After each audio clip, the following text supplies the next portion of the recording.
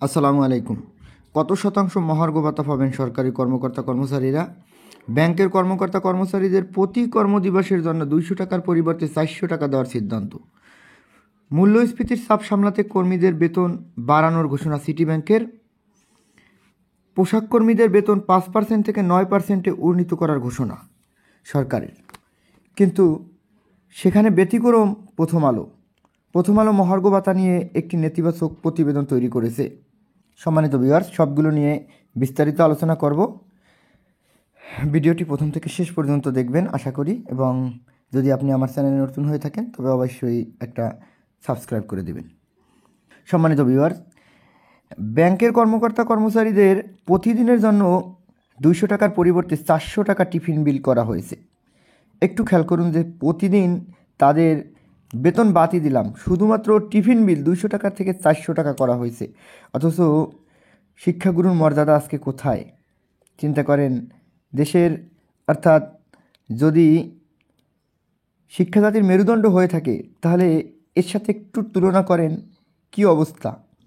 তারা মাত্র 12,500 টাকা বেতনে চাকরি করে, আর এখানে 400 টাকা শুধু তাদের দৈনিক টিফিন বিল। তাহলে একজন শিক্ষকের তো 400 টাকা দৈনিক বেতনও নাই। আপনি 12,500কে 30 দিয়ে ভাগ করেন, কয় টাকা পরে দেখেন। তো তাদের টিফিন বিলের সমান, এবং তাদের তো আর কোনো কিছু নেই। তাদের বাসা ভাড়া কত টাকা? মাত্র 1,000 টাকা। সেই বাসা ভাড়া, মেডিকেল, সব কিছু মিলাইয়া তারা যা পায় আর তাদের অর্থাৎ একদিনের টিফিন বিলের সমান। চিন্তা করে দেখুন। যাই হোক, এ নিয়ে মন্তব্য আর করবো না। মন্তব্য আপনারা করুন। শিক্ষাগুরুর মর্যাদা আজকে কোথায় অবশ্যই কমেন্ট বক্সে জানাবেন। মূল্যস্ফীতির চাপ সামলাতে কর্মীদের বেতন 10,000 টাকা পর্যন্ত সর্বনিম্ন বৃদ্ধি করবে সিটি ব্যাংক। চিন্তা করেন, তাদের কর্মকর্তা কর্মচারী যারা আছে তাদের বেতন তো ব্যাংকে আপনারা জানেন বেতন কেমন, সেটা আর আমি বললাম না। তারপরে মূল্যস্ফীতির চাপ সামলাতে 10,000 টাকা সর্বনিম্ন তাদের বৃদ্ধি করা হবে। এরপরে পোশাক শিল্প শ্রমিকদের বেতন সরকার, এটা আপনারা জানেন যে 5% থেকে 9%-এ উন্নীত করেছে অলরেডি সরকার। আর বেসরকারি শিক্ষকদের কী অবস্থা একটু চিন্তা করুন। তাদের নিয়ে ভাবার মতো এই বাংলাদেশে স্বাধীনতার পর থেকে আজ পর্যন্ত কোনো সরকার তাদের নিয়ে ভাবে নাই, এটা নিশ্চিত। যদি ভাবতো তাহলে তাদের অবস্থা এরকম হতো না। তাদের পিছনে যে বে কথাটা এখনও লাগানো, এটা কবে যাবে? তাদের বাসা ভাড়া কখন 45% হবে? তাদের মেডিকেল ভাতা, উৎসব ভাতা কখনো 100% হবে কি না জানি না। যাই হোক, সামনে আন্দোলন আছে। সামনের আন্দোলনে সবাইকে প্রস্তুত থাকার জন্য বিশেষভাবে অনুরোধ করছি। 25 জানুয়ারি থেকে লাগাতার আন্দোলন। এই আন্দোলনে জাতীয়করণ না নিয়ে ঘরে ফেরা হবে না। যাই হোক, মূল আলোচনায় চলে যাচ্ছি। ইত্তেফাকের নিউজ, কত শতাংশ মহার্ঘ ভাতা পাবেন সরকারি কর্মকর্তা কর্মচারীরা? মহার্ঘ ভাতা দেখেন, যেখানে মহার্ঘ ভাতা সরকার দিচ্ছে সেখানে প্রথম আলো একটা নেতিবাচক মন্তব্য করেছে। প্রথম আলো বলেছেন তারা পাবেন মহার্ঘ ভাতা, অন্যরা কি টিসিবি ট্রাকের লাইনে দাঁড়াবে? তাহলে প্রথম আলোকে আমি বলতে চাই, টিসিবি ট্রাকের লাইনে দাঁড়াবে আপনারা কি বর্তমান বাংলাদেশের দ্রব্যমূল্যের যে ঊর্ধ্বগতি এ সম্পর্কে আপনাদের আইডিয়া আছে? আপনারা কি জানেন যে কী পরিমাণ দ্রব্যমূল্যের ঊর্ধ্বগতি? মানুষ যে বেতন সরকার দেয় তা থেকে এক মাসের বেতন থেকে মোটামুটি 10 দিনের বাজার করাও সম্ভব হচ্ছে না। যাই হোক, মহার্ঘ ভাতা নিয়ে আলোচনা।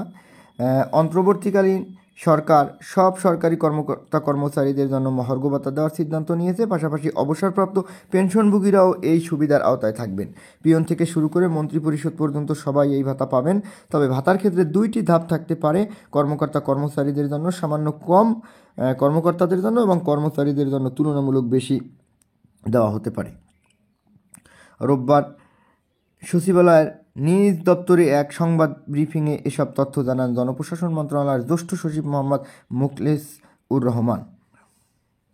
জনপ্রশাসন মন্ত্রণালয়ের তথ্য অনুযায়ী সরকারের বিভিন্ন মন্ত্রণালয়, বিভাগ, অধিদপ্তর, দপ্তর, কর্পোরেশন এবং স্বায়ত্তশাসিত প্রতিষ্ঠানে 14.5 লাখেরও বেশি কর্মকর্তা কর্মচারী কর্মরত আছেন।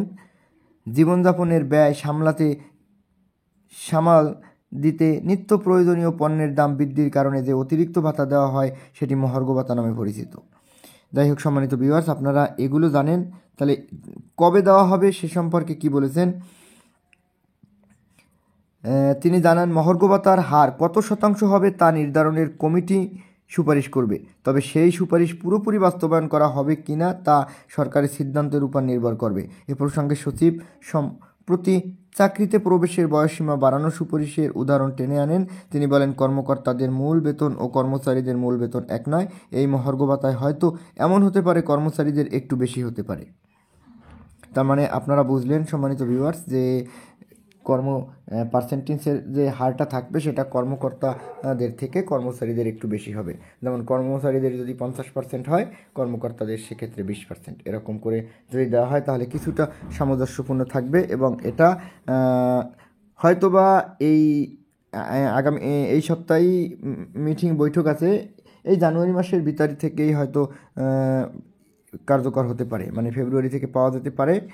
যেটা এখন পর্যন্ত ধারণা নিয়ে এই কথা বলতে হচ্ছে, কারণ এখন পর্যন্ত ক্লিয়ার কোনো পাওয়া যায়নি। তো পরবর্তীতে আপডেট পেলে আমি অবশ্যই আপনাদেরকে জানাবো। আজকে এই পর্যন্ত, ধন্যবাদ, ভালো থাকবেন সবাই, আসসালামু আলাইকুম।